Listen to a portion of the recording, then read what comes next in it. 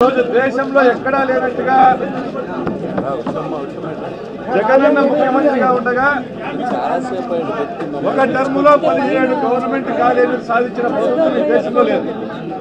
ఈ దేశంలోనే ఏ ముఖ్యమంత్రి స్వాతంత్రం వచ్చిన నుంచి కూడా జగన్మోహన్ రెడ్డి గారు తెచ్చినట్లుగా 17 గవర్నమెంట్ మెడికల్ కాలేజీ కేంద్రం మెడలు ఉంచి సాక్ష్యం చేసుకునేదే లేదు.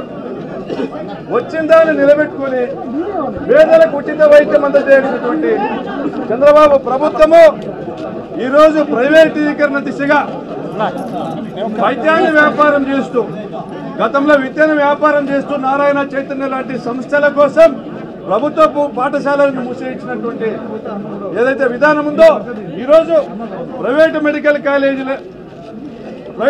కాలేజీలుగా మన 17 ప్రభుత్వ మెడికల్ కాలేజీని మార్చేసి వాటిని జగనమ్మి వేల కోట్ల దోపిడీ చేసి దాదాపుగా 70,000 కోట్ల ఆస్తులేవి పేదల రక్తం పీల్చేదానికి జలగల్లా మారడానికి ప్రభుత్వం దీన్ని అడ్డుకోవాల్సిన బాధ్యత ఉంది. దేశంలో ఏ రాష్ట్రం చూసినా కూడా తమిళనాడులో 38 గవర్నమెంట్ మెడికల్ కాలేజీలు ఉన్నాయి, కర్ణాటకలో 21 గవర్నమెంట్ మెడికల్ కాలేజీలు ఉన్నాయి, ఉత్తరప్రదేశ్లో దాదాపుగా 40 మెడికల్ కాలేజీలు ఉన్నాయి గవర్నమెంట్ ఆధ్వర్యంలో.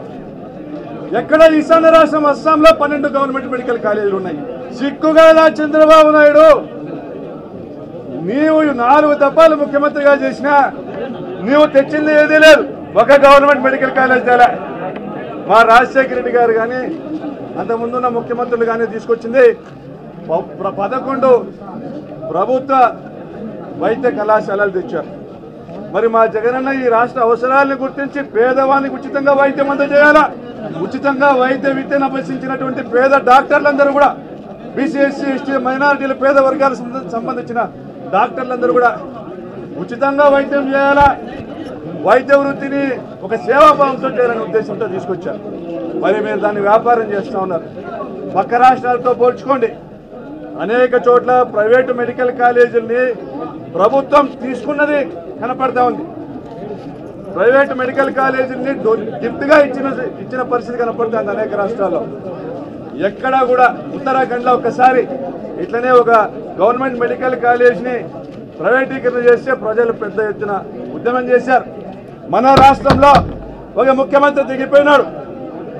ఆ రోజు కళాశాలల్ని ప్రైవేటీకరణ చేసి ఒక ముఖ్యమంత్రి దిగిపోయినాడు. సిగ్గు లేదా పదవి పట్టుకుని ఎలాడుతున్నావు చంద్రబాబు నాయుడు? ఇప్పటికీ కూడా నువ్వు మాట్లాడుతున్నావు, ఉచితాలు ఇవ్వడం నాకు ఇష్టం లేదని చెప్తున్నావు. కేవలం అధికారంలోకి రావాలా, 1,00,000 కోట్ల దోపిడీ చేయాలా, అమరావతిని అడ్డు పెట్టుకునే అబద్ధాలు చెప్పావు. తప్పదని జగనన్న వీధుల్లోకి వస్తా ఉంటే పథకాలు ఇస్తాను. ఇప్పుడైనా నీ ప్రజా వ్యతిరేకత వైఖరి మానుకుని ఈ 17 ప్రభుత్వ కళాశాలలన్నీ కూడా మెడికల్ కాలేజీలన్నీ కూడా 4-5 వేల కోట్లు ఖర్చు పెట్టి అయిపోతాయి. 1,50,000 కోట్ల దోపిడీ చేస్తున్నావు అమరావతిలో. నువ్వు బిచ్చం ఎదిల్చినా మేము బతుకుతాం, ఉచిత వైద్యం అందుకుంటాం ఈ రాష్ట్ర ప్రజలు. 4-5 వేల కోట్ల రూపాయలు ఇలేని ఒక దుర్మార్గమైన నీ మనస్తత్వాన్ని ఇప్పటికైనా మానుకోమని ఇదో పలుకుతున్నాం.